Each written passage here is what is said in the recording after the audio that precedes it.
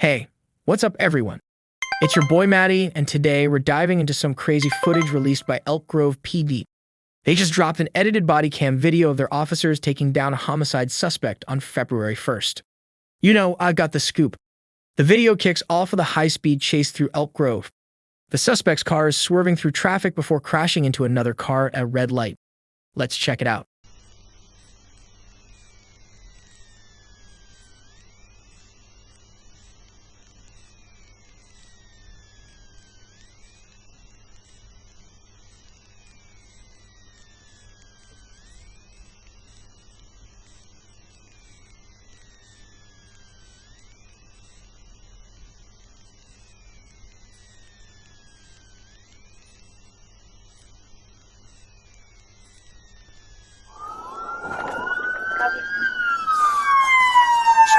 Channel here.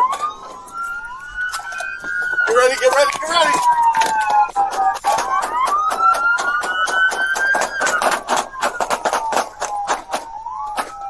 I'm right behind you. That's fine.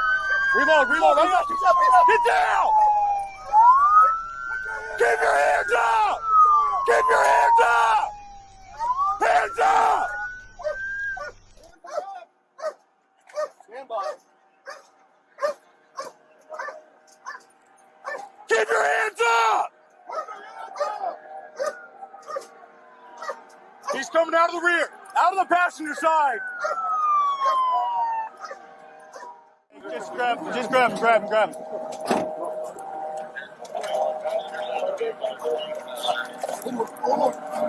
Driver, right this way? This one.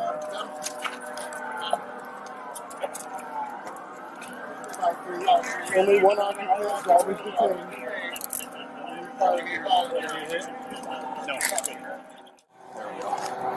Alright, bro, you got you, man. I don't want to take me to die.